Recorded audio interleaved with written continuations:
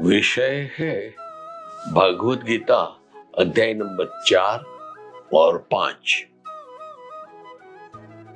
संयुक्त में। नमस्कार दोस्तों, मैं फिर सुधांशु अंतानी आपके सामने उपस्थित हूं। मित्रों, पिछले दिन मैंने भगवद गीता का अध्याय नंबर 2 के बारे में और 3 के बारे में कुछ एक लाइन में संक्षिप्त में बताया था।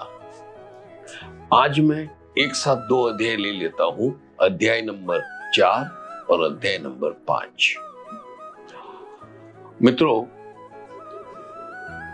मैं आए दिन ये भागवत गीता के बारे में क्यों आपको बताता रहता हूं? उसका कारण यही है मित्रों, भागवत गीता एक ऐसा ग्रंथ है जिसको समझ लेने के बाद, उसको ठीक तरीके से पढ़ने के बाद, उसका जो भावार्थ है उसमें ही संपूर्ण जीवन का सारांश आ जाता है। वैसे तो देखा जाए भगवद गीता एक अपने आप में एक ग्रंथ है जो 750-800 पन्ने का है। 1 से 18 अध्याय है, मतलब अध्याय मतलब चैप्टर्स हैं। ये अध्याय अगर आप एक करके संस्कृत में और उसका भावार्थ समझते समझते उसको अनुवाद दिमाग में या अपनी डायरी में करते करते निकलोगे तो बहुत टाइम लगेगा।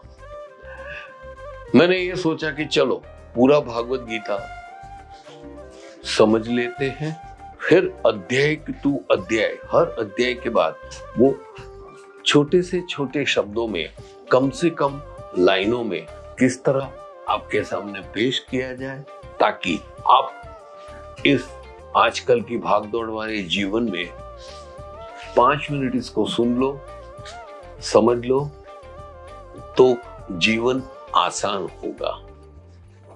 मित्रों, यहां से मैं जो गीता के हर अध्याय के बारे में कुछ ज्ञान की रोशनी डालता हूं, इसका मतलब ये हरगिज नहीं है कि मैंने भागवत गीता समझ ली है और मैं बहुत समझदार इंसान हूं। नहीं जी दोस्तों, जीवन एक मार्ग है, हमें समझदारी से समझ के आगे बढ़ने का है, और साथ में ये हम अंतिम श्वास तक, जब तक हमारे जान में जान है, तब तक हम ये नहीं कह सकते हैं कि मैं संपूर्ण हूं, मुझे पूरा ज्ञान है। नहीं दोस्तों, ऐसा नहीं होता है। जीवन में हर उम्र, हर मोड़ और हर एक पड़ाव पे कुछ न कुछ सीखने का रहता ही है।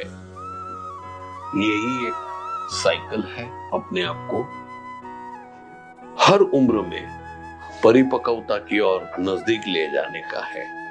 और हमने अपने जीवन में, ईश्वर ने हमें जो उम्र दी है वो उम्र तक हमने जी लिया, बाद में हमें संतोष होना मांगता है कि चलो मैं कुछ सीखा हूं, अभी सीखने की जरूरत नहीं है, ईश्वर भले चाहे मुझे अपने पास बुला ले।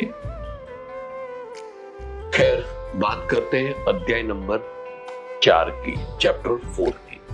चैप्टर 4 में भगवान श्री कृष्ण ने, जब अर्जुन रथ में पीछे बैठे बैठे युद्ध कर रहे थे पूरे कौरवों से, और कौरव तो आप जानते हो 100 कौरव थे, इसमें ड्राइवर, उनका रथ जो है 4 घोड़ों का, 6 घोड़ों का जो शैरियट था, मतलब जो रथ था, वो चलाने वाले श्री कृष्ण थे, और उनके मार्गदर्शन के नीचे वो अर्जुन युद्ध कर रहे थे। खैर, 4 नंबर के अध्याय में ये लिखा है कि हम जो भी कर्म करें, हम जो भी जीवन में कार्य करें, डे टू डे, छोटे से बड़ा जो भी कर्म करते हैं, छोटे से बड़ा जो भी कार्य कर रहे हैं, उसमें हमेशा ऐसे ही मानो कि आपके उस कार्य में, आपके उस कर्म में ईश्वर को साथ में रखा है। परमात्मा, भगवान, जो भी भगवान में आपको श्रद्धा हो, ये उनके चरणों में ही समर्पित कर रहे हो। ये काम, ये कार्य, बस यही सोच के आप हर काम करो। मित्रों, मैं अनगिनत वीडियो में कह चुका हूं, आज फिर दोहराता हूं। सुबह जब भी आप सुबह निकलो, तब अपने घर में छोटा सा मंदिर हो, उसमें आपकी जिस ईश्वर पे श्रद्धा है, उस ईश्वर के सामने हाथ जोड़ के दिया प्रज्वलित करके और अगरबत्ती जला के आप ईश्वर के सामने हाथ जोड़ के बोलो, हे ईश्वर, तेरे आशीर्वाद से आज सुबह मैं हंसता गाता उठा हूं, नहा धो के आपकी विदाई लेने आया हूं। मैं सारा दिन जो भी काम करूं, जो भी कार्य करूं, वो सब तेरे मार्गदर्शन से हो, तेरे कहने से हो, और आपको जो अच्छा लगता है, या तो भगवान को बोलेगा तेरे को जो तरीके से जो कार्य मैं करूं वो पसंद है, उस तरीके से कराना, और मेरा व्यवहार एकदम साफ रहे, ऐसे आशीर्वाद देना। ये बोल के हाथ जोड़ के ईश्वर के आशीर्वाद लेके अपना दिन शुरू कीजिए, और सारा दिन अपना जब कार्य खत्म हो जाए, रात को जब सोने बिस्तर जाते हो, तब अपने बेड में जाने से पहले ईश्वर को फिर प्रार्थना कीजिए, हे ईश्वर, तूने जो बताए थे वो मार्गदर्शन के अनुसार मैंने अपना जीवन आज मेरा पूरा दिन उस प्रकार से व्यतीत किया है। आशा है तेरे को भी पसंद आया हो। अगर पसंद आया है तो तू मेरे को आशीर्वाद देना और मेरे सही कर्म का सही काम देना। यस मित्रों, ये था अध्याय नंबर 4। अगर आप, ये चौथे अध्याय में अंत में लिखा है, अगर आप इस प्रकार से अपना काम करोगे, कार्य करोगे, जैसे आप ईश्वर को सब समर्पित करके कर रहे हो, तो दोस्तों आप अपने जीवन में अंतिम श्वास तक हमेशा सुख, शांति और समृद्धि पाएंगे।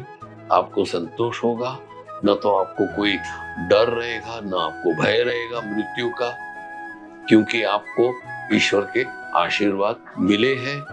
ये अध्याय 4 में बताया गया है। चलो दोस्तों, आते हैं अध्याय नंबर 5 में।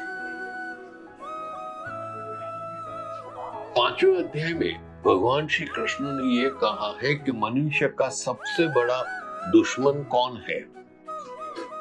इस संसार में हर मनुष्य जब भी तकलीफ में आता है तो उसका सबसे बड़ा दुश्मन कौन होता है, जो उसपे हैवानी बिछाता है, वो है अहम, ईगो,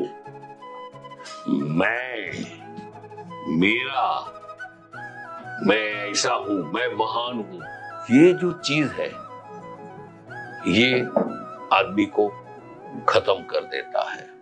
आप कितने भी पढ़े लिखो हो, कितने भी अनुभवी हो, आप कितने भी पैसे वाले हो, आप कितने चाहे अपने व्यापार में, नौकरी में कामयाब हो, लेकिन दोस्तों कभी भी अहम मत करना।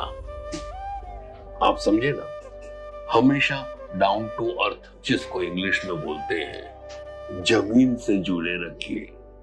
ईश्वर आपको आशीर्वाद से हवा में उड़ा रही है, कामयाबी की नए नए शिखरें पहुंचाती है, लेकिन ये ध्यान रहे आपके जो पैर है वो जमीन से जुड़े रहे।